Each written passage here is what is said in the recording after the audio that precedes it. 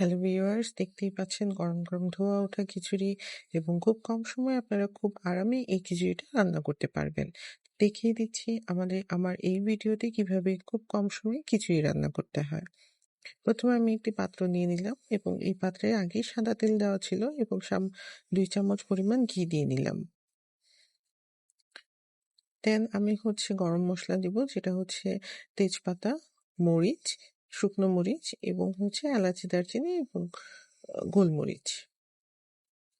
তারপরে এগুলো হয়ে আসলে এগুলো একটু নাড়াচাড়া করে আমি আস্তে আস্তে আমার 5 ফোড়ন যেটা সেটা নিব এবং সাথে কিছু এক্সট্রা মেথি, জিরা এবং কালি জিরাও দিয়ে নিব।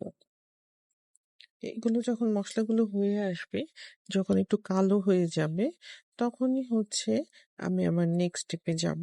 সো আনটিল দ্যাট আমি এগুলো ভাজবো। দেন আমি আদা দিয়ে দিব। আস্ত আদাটা আমার বেশ ভালোই লাগে খেতে। তো আদাটা ভাজা ভাজা হয়ে গেলে আমি দিয়ে দিব মুগ ডাল এবং মুগ ডালটা আমি আগেই ভেজে নিয়েছিলাম। দেন ধুয়ে আমি সম্পূর্ণ মুগ ডালটা দিয়ে নিলাম।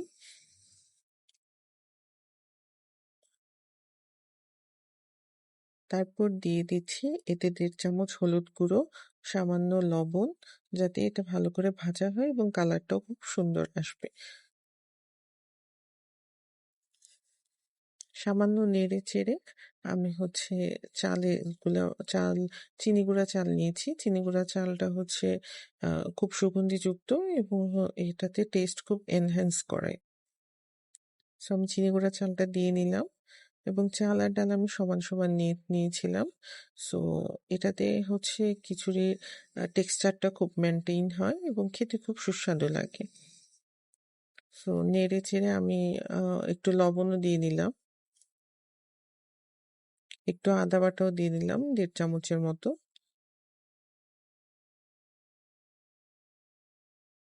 তারপর ভালো করে নাড়াচাড়া করে মিক্স করে হালকা করে একটু ভেজে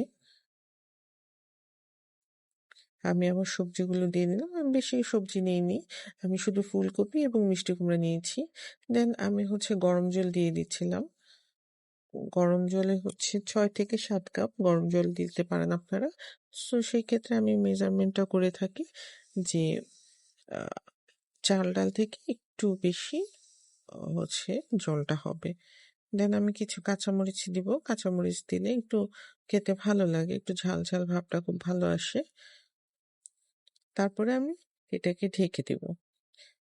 সো 10 মিনিট পরেই আপনাদের খিচুড়ি রেডি। এই যে দেখুন কি নরম নরম সুস্বাদু খিচুড়ি। ভুনা খিচুড়ি এই ধরনের আমার প্রিয়।